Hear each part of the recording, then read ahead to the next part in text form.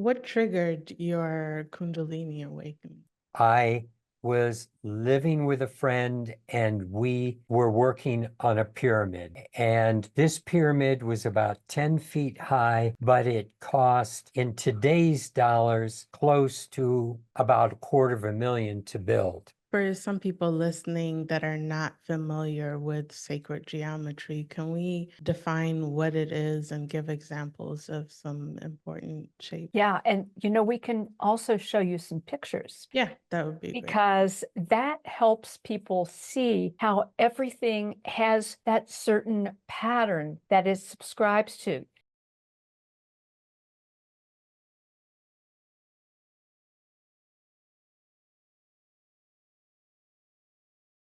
Welcome to American Gypsy Podcast. I'm your host, Gypsy, and today I have two special guests, Gail and Gregory Hoag. They are visionaries with over 4 decades of expertise in sacred geometry. Welcome to the show. Thank you. Oh, thank you for having us. Glad to have you on. I guess before we get started on sacred geometry, can you guys give a little background on your experience and how you came about where you are right now? Sure. We've actually been working with sacred geometry for 40 years. And so we've explored a lot with sacred geometry. And most recently, this past year, we've published a book called Sacred Geometry, the Universal Language of Divine Alignment.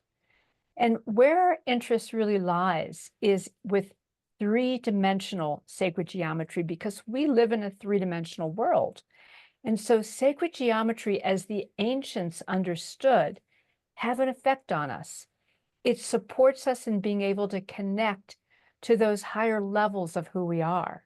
The ancient people knew that when they built temples and sacred sites, that there were very specific ways that they could do that would trigger that relationship, that higher capability to tap into their spirituality, their intuition, their sense of higher knowing. And, that's culturally a very important thing.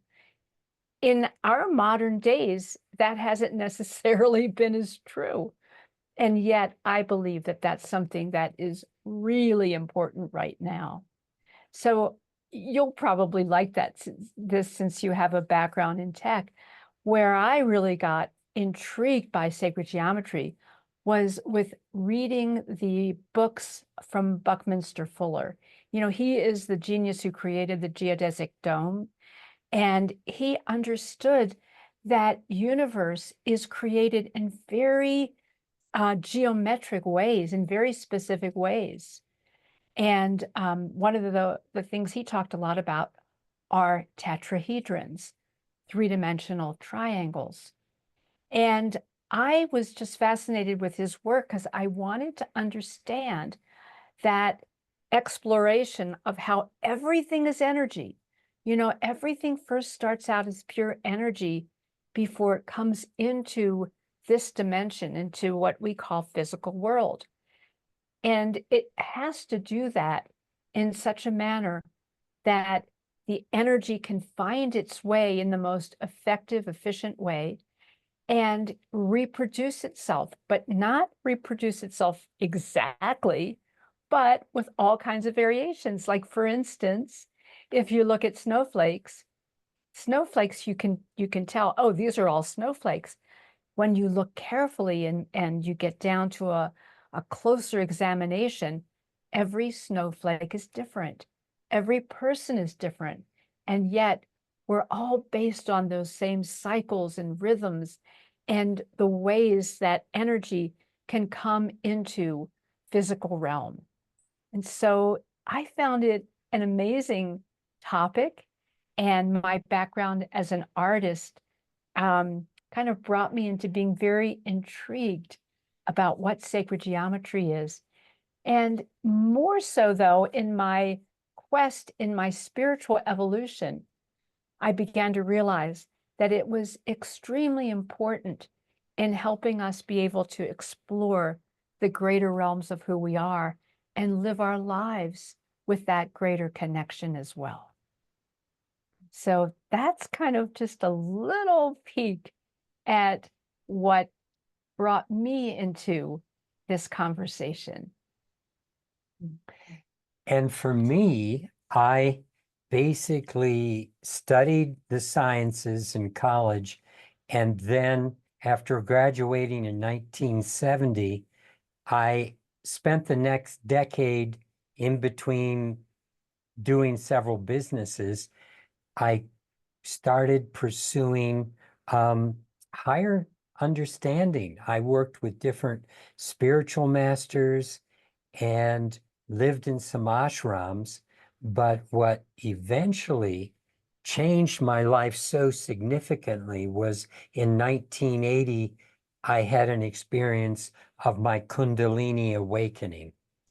And if you're familiar with Kundalini, or for those of your listeners who aren't, it's basically an energy that is rising up from the physical, from the earth.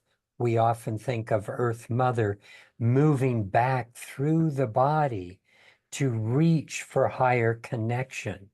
And what happens is it starts to shift what's going on in your chakra system and everything inside to bring it into a higher vibrational resonance.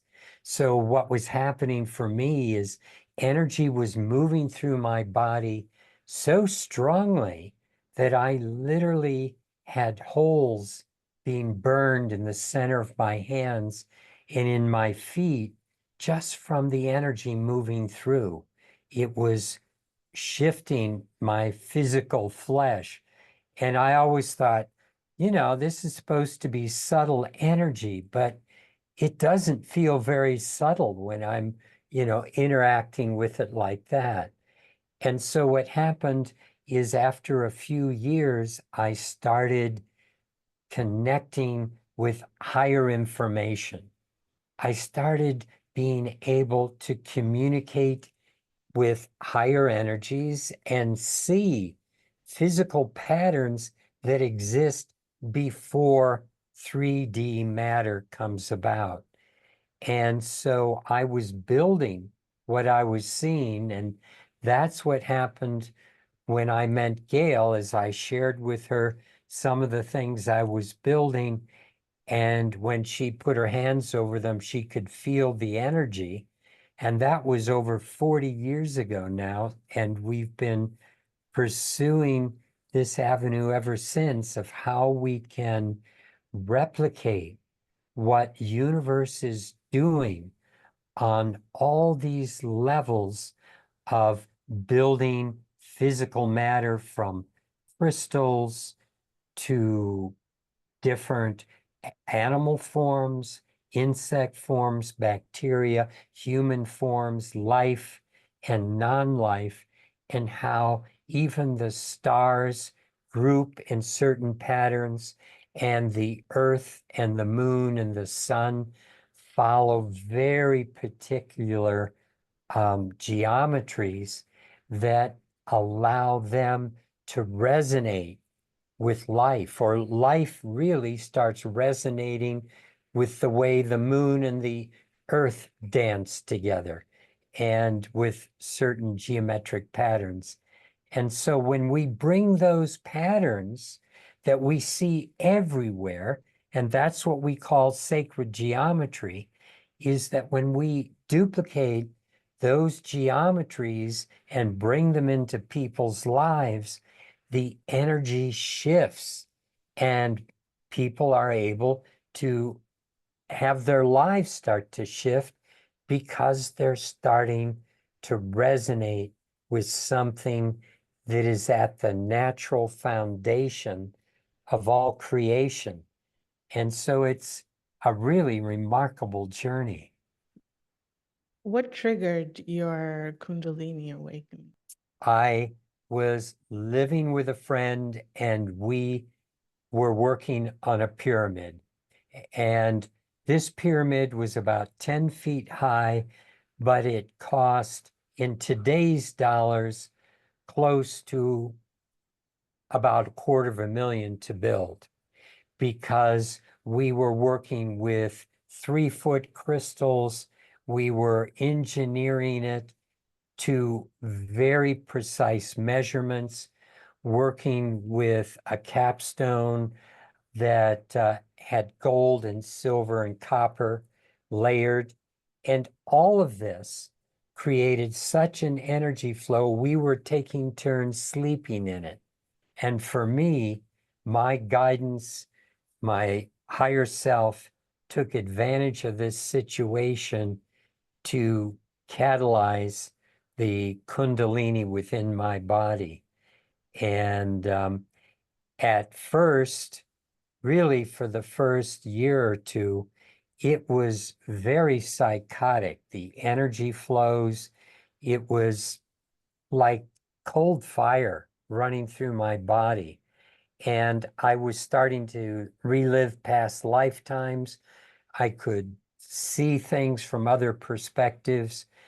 And it at times felt as schizophrenic as I'd ever want to be. And I didn't have a lot of crosshairs to help me zone in on, time and space in this reality. I was really driven out of my body a lot. It was an interesting, powerful time.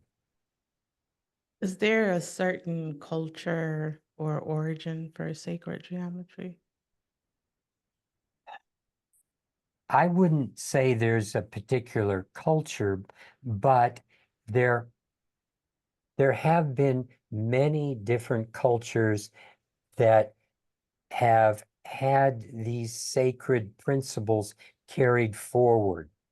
And I think that there's some very important work that's been done by a man, Graham Hancock, who's written several books that is referencing the potential for civilizations that existed over 9,000 years ago before the last major deluge. What we see in the Bible and talking about Noah and the flood, well, there were floods that were referenced in almost every ancient culture worldwide. And what Graham Hancock started to hypothesize, and what has been shown since he started his work, is there's scientific evidence that there were comets to actually impact the planet, comet fragments that caused a lot of polar ice to melt because of their strikes in the northern hemisphere.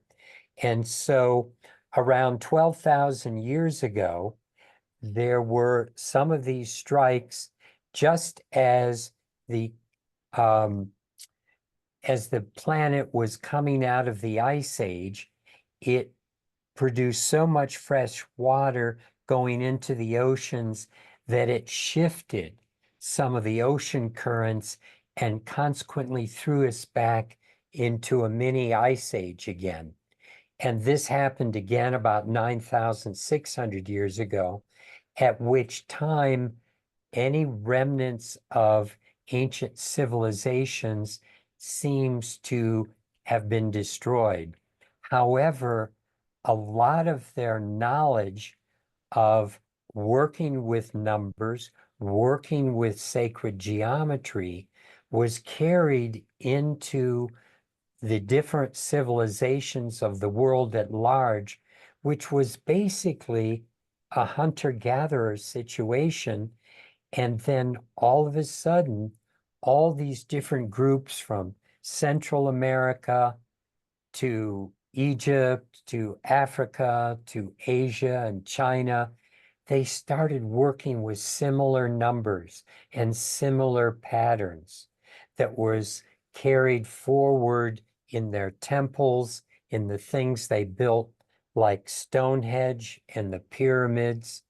And these numbers we see are the same everywhere. And in our book, we started looking at these ancient numbers. And when we started applying degrees to the numbers, we saw that they built geometries with certain degrees on the surface. And when we started building these geometries, we saw that that's what was being referenced in some of, say, for example, in the Rig Veda, there are over 10,800 different stanzas. And inside each one are 40 syllables. And when we look at the number 10,800, that's the number we get when we add the diameter of the moon to the diameter of the sun, with a couple zeros knocked off to put them into the same magnitude. And those diameters were referenced in the Rig Veda. And when you multiply the 40 syllables found in each stanza, you get a number of 4,300, excuse me, 4,320, which is the radius of the sun. And that also coincides with the exact geometry of a photon, because two scientists in Poland recently discovered that a photon, the carrier of all energy, has a geometry, and it's related to the sun that produces it. And so these numbers are hidden throughout history, and they're referencing things like the diameter of the earth and the moon and the way they dance together to create geometries that are referencing the way our body is built, with something called the phi ratio. And so it's throughout history, throughout many civilizations, we see it coming up and percolating to the surface. For some people listening that are not familiar with sacred geometry, can we define what it is and give examples of some important shapes?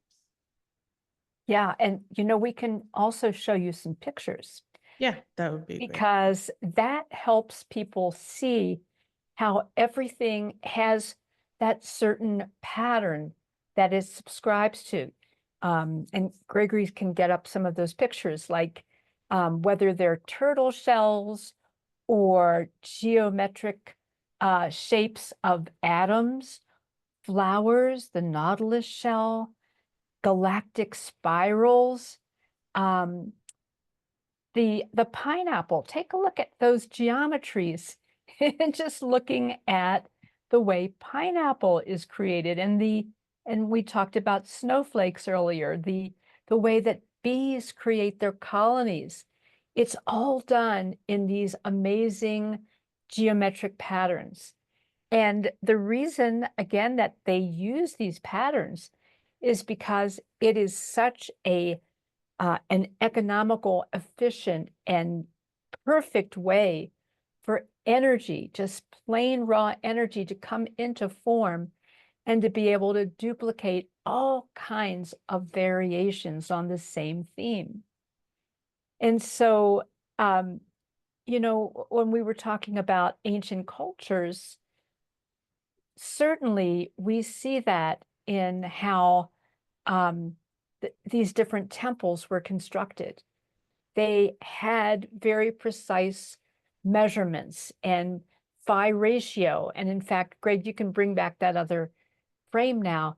The phi ratio, also called the golden ratio, is a way that our bodies are designed, where there is that particular ratio, 1.618, and it's a irrational number that goes on forever.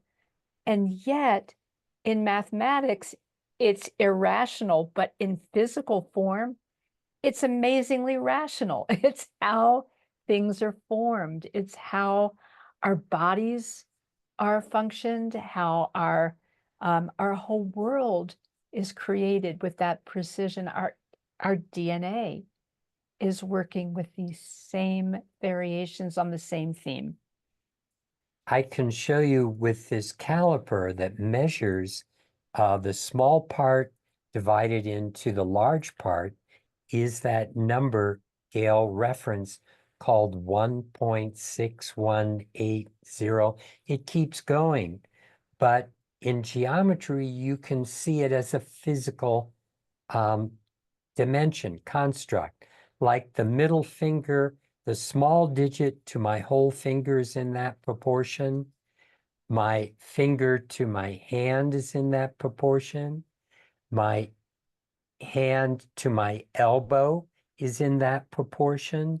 My head to my navel to my feet. And so this is the way the body is constructed. And when we build geometries, like this geometry sitting next to me has these proportions hidden within it. And when we work with these proportions in a geometry that is in our environment, we start feeling that energy. And this proportion that we're talking about, if we look, let me see if I can find it at with the way the sun and the moon, or excuse me, the moon and the earth, the diameters of the two, when you add it together, you get the same number of degrees as this geometry. And when you work with that aspect called the phi ratio, you see how putting the moon next to the earth, it works with that phi ratio. And there are many different ways that the two dance together to create this same geometry that works with our body and works with flowers and works with insects. So life is being supported by literally the diameter of the moon dancing with the diameter of the earth. And when you bring that into a temple, you can work with those proportions that start to vibrate with that energy as well.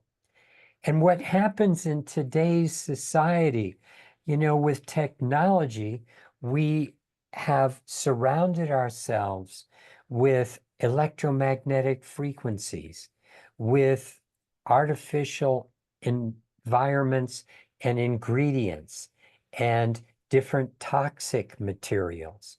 And we have certain fears that are being generated in a lot of the politics and things that people are using to literally control people through their fear. And our stresses are all disconnecting us from this higher vibrational connection. And so I have another image here where we kind of outline how the electromagnetic pollution, the stress, the negative emotions, our judgments, the toxins, all of this comes in and blocks that flow of energy that wants to come into our lives from higher self, from the bigger part of ourselves. You see, we're like the tip of an iceberg. Only a small amount of us shows up in this third dimensional reality. And yet the subtle parts of our being, where our emotions hang out, our mental body, our spiritual body, we can maybe feel that a little more when we're in nature and we're sitting next to a stream in the sunshine. But all of the stuff that's going on with technology and our environments, where there's a lot of cement and rebar and electromagnetic frequencies, it's disconnecting us from who we truly are. So what we're able to do with these geometries, and we found a way to shrink them and put them onto pendants that will allow them to allow the geometries to be moved into a two-dimensional format. So I'm trying to find it Go back. here. Yeah. Like these are the pendants that we're wearing, and this is the front side and the back side. And we have antenna systems inside that resonate with these other energies we're talking about. And by bringing these into an environment where people can wear them, they literally start vibrating with these energies that they've been missing naturally in their environment for, literally hundreds of years since Nikolai Tesla started bringing in frequencies. And when we started moving away from the land in the early 1800s with the Industrial Revolution. So, I always like to share with people that when we go out in nature and we find a beautiful place in nature where we can hear the sounds of the birds, we can feel the breeze, we may have a stream running close to us and we can hear the trickle, the sounds of the water. All of the energy of those natural places, it does something to us. It relaxes us. It makes us feel good. It actually opens up our creative energy. It enables us to feel connected.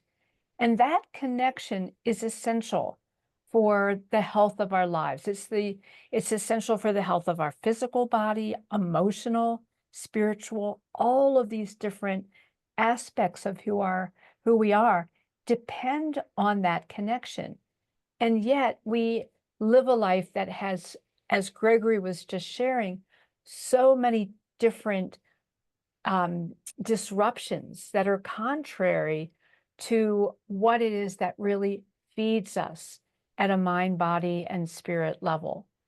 So what we experience in nature is sacred geometry. It's that beautiful pattern and way that pure energy comes into form. To me, I love to share with people that sometimes, we look around and think, oh my gosh, we're in such a crazy, chaotic world. And yet what we see is that it is incredibly organized. There is rhythm and pattern and cycle and things that we can depend upon. And when we get closer to that, then our lives start working better. And then, we are more able to reach into all the different levels of who we are and have greater happiness, even more prosperity. Because when we're working with those cycles, then things work. There's something that I like to talk about with synchronicity. That experience, like if you think about a person and 15 minutes later, the phone rings and it's them. Well, those are natural ways. When we are in sync, when we're in rhythm with the way that the cycles of life and the way that energy flows, when we're in sync with that, then those are the kinds of things that happen all the time. And so what we have been really dedicating our lives to is creating different kinds of technologies that support people in those essential connections. And that makes a dramatic difference in the quality of life. and the level of stress that so many people go through. I noticed there was in that necklace that you showed, there was some crystals in there, not just sacred geometries. Can you talk about the value of the crystals and what they bring to the whole equation? Yeah. And, they're actually high quality gems. And the different gems that, they have different structures and different colors. And so gems have a way of adding something to us on the emotional level. So we have rubies and emeralds and amethysts and citrine and all kinds of beautiful stones that are part of this design. And the way that we've created the pendants is that all the pendants have the same geometry on the outside and Inside. on the inside as well. And inside, what you don't see are these different things that we've created that are like little antenna systems, including certain crystals. There are some very specific crystals in there and different rare earth materials that have a certain resonance. So what we are bringing together is that resonance along with what those different gems contribute. And as a result, we've been doing this for 40 years. And so we have people all over the world who've been working with our tools, and they find that their lives start to shift because they're connected. And in that connection, things happen. Like I remember there was a woman who, she's a realtor, and she had been working on a project for over a year. And it was working with real estate that was very expensive, and it was taking forever for it to come to any conclusion. She got the pendant within a week, everything came together. Well, I mean, you could say, well, maybe it was going to happen anyhow, which it might have been. And yet, when we are in that flow, things naturally happen. We come together. Those synchronicities happen.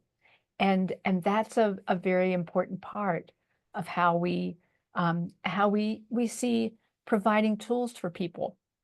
Gregory likes to share this story about a woman who said, one of the things I love about the pendant is that my grandchildren, when I used to come in, would all run away from me. And ever since I started wearing the pendant, they just crawl all over me because there's a certain resonance. There's a certain energy that that children feel, that other people feel. Even we have there was a person who worked in the prison system who said, prisoners are treating me so much better. It's that frequency, because everything really, when it gets down to it, is vibration. It's that energetic vibration. And when we do something that shifts our energy to be more harmonious, then it's felt in so many different ways. Yeah, I definitely believe in that. I've gotten to witness that in my own life. It's like when you seeing, even when in the same setting, just changing your vibration and how that attracts people, places, and things, opportunities. So, because everything is energy. And It is. It is. And Wow. so this is automatically shifting the energy in your field all the time. And it's like a great place to start from. Let that be the springboard, and you start watching everything on the outside reorient toward yourself in a different way because your vibration is shifted. And we don't realize how much the things in the world around us are affecting the way we feel. We look at the person next to us if we're not feeling good and think, oh, it must be because of them. it could be just the accumulation of toxins, the electromagnetic frequencies that, the phase of the moon and the stars, what's going on in the conjunctions in your life where the energy is not flowing as well. But when you are in that space where it flows in and it's at a raised frequency when it's coming in, and it's at a higher frequency when it comes out of you. So you just start operating from a place where rather than going for protection, you don't play with that game, because when people are trying to protect themselves from things, that's really a form of fear. And if we're working from a place where we're not even going into being concerned about all this stuff, but we're riding above it, that's in a place when we're really creative, when we're really able to transform the world around us. What is your perspective on numerology when we're talking about communicating with higher realms? Well, what modern numerology has become, and assigning certain values to numbers and the way it applies to your name, etc., we look at the numbers just purely from a geometric standpoint, from a perspective where they have qualities as well as quantities. So in our new book on sacred geometry, we go through all the different numbers from 1 to 9, and we start talking about how the odd numbers often have more male characteristics, and the even numbers are more female in their aspects. And so the way they combine together and work together and display, the things in this world.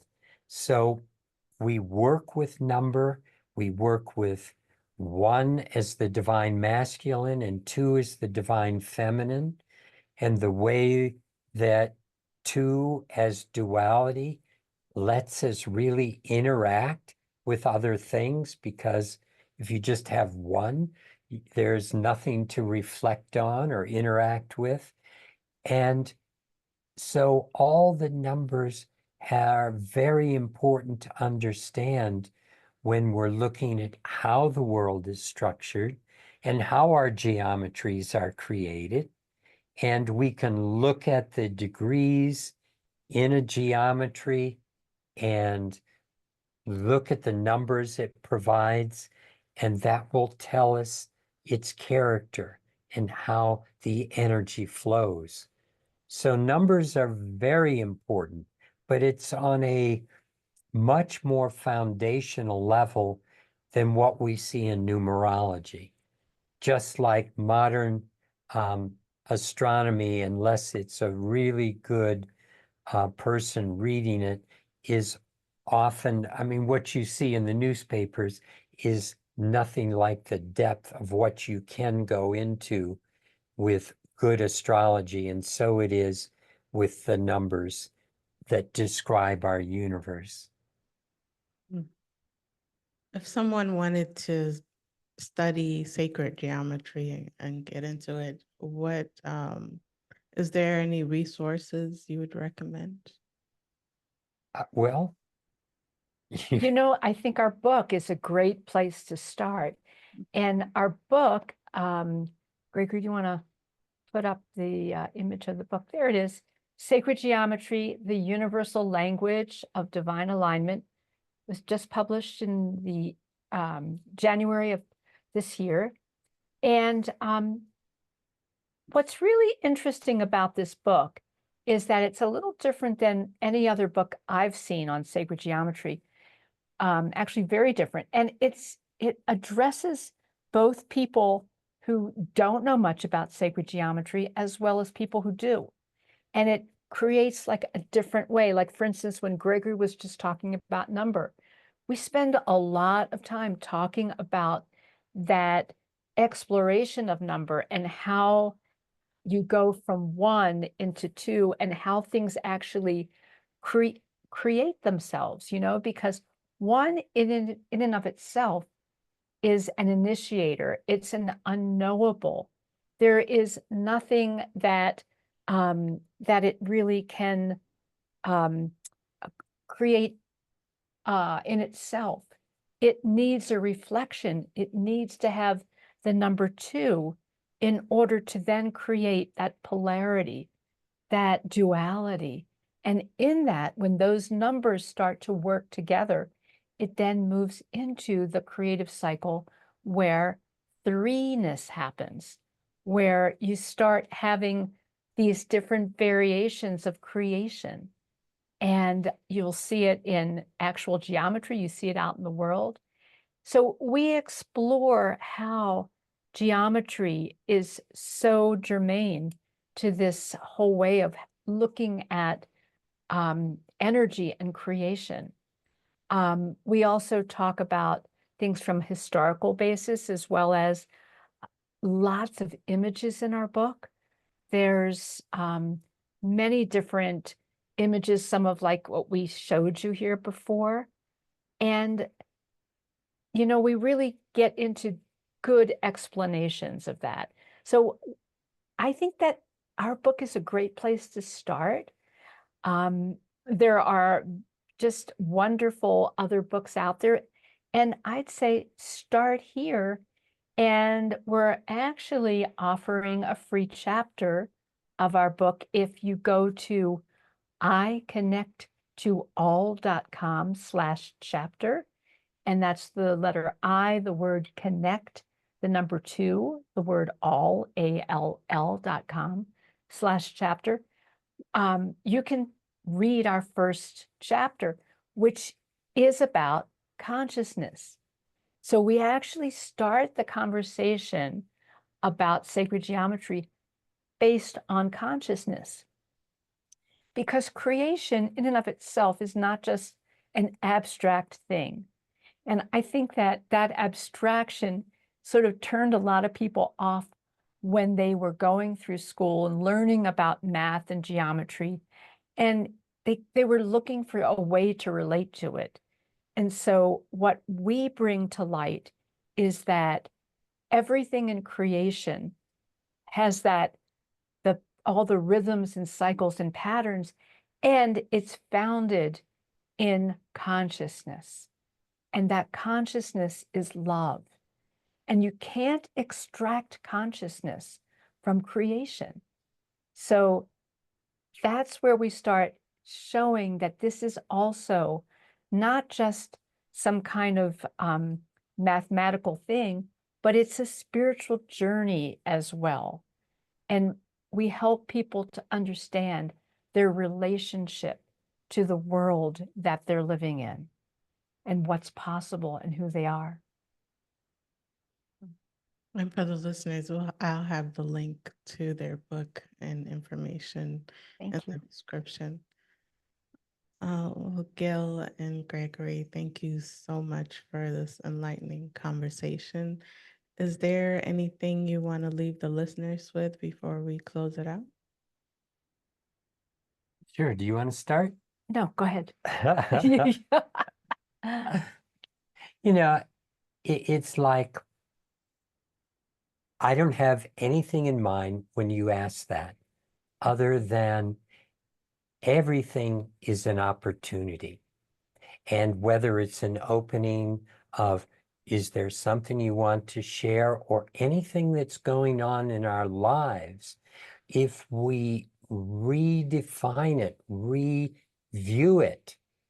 I mean, it's interesting to take a view of something and look at it from another higher perspective to see how spirit is supporting me. Because that's why we start our book with consciousness.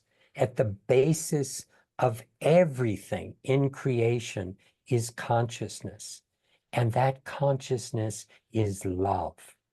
It is what is supporting your life, my life, our lives together.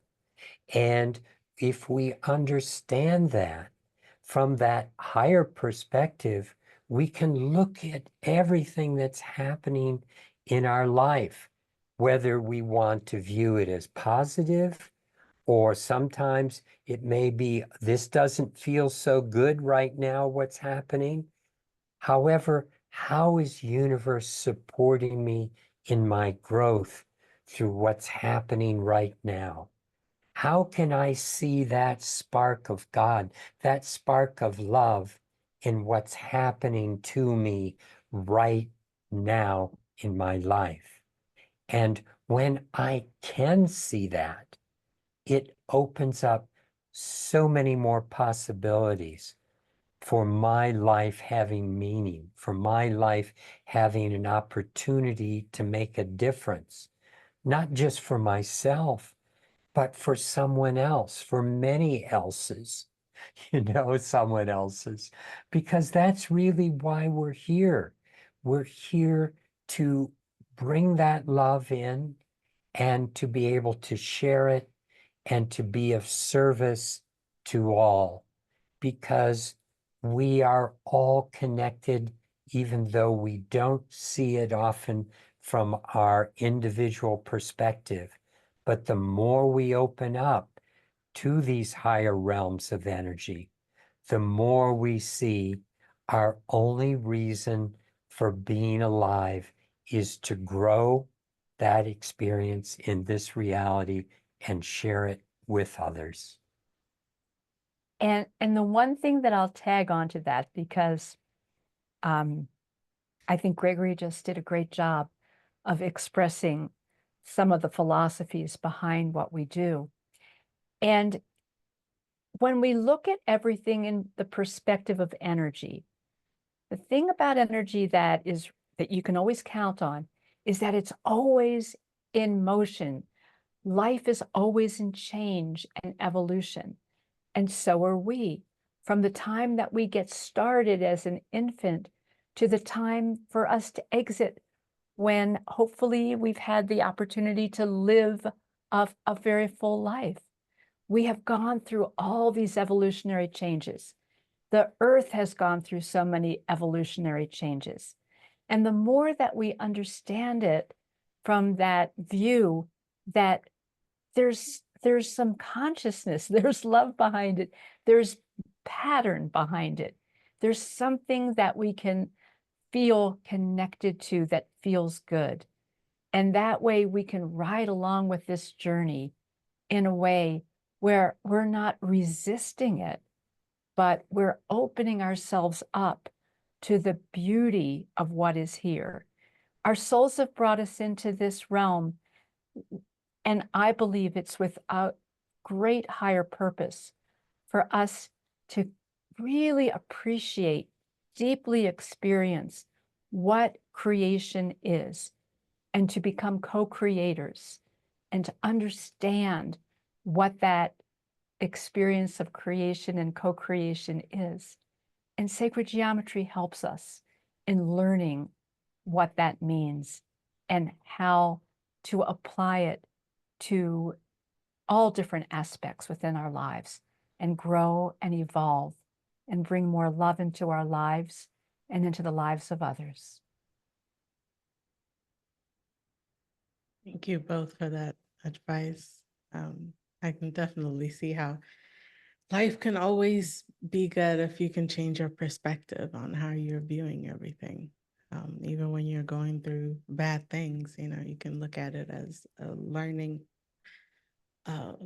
lessons you needed to learn for the next step. Thank you both for being on the show, taking the time out. For the listeners, again, I'll have their information in the description.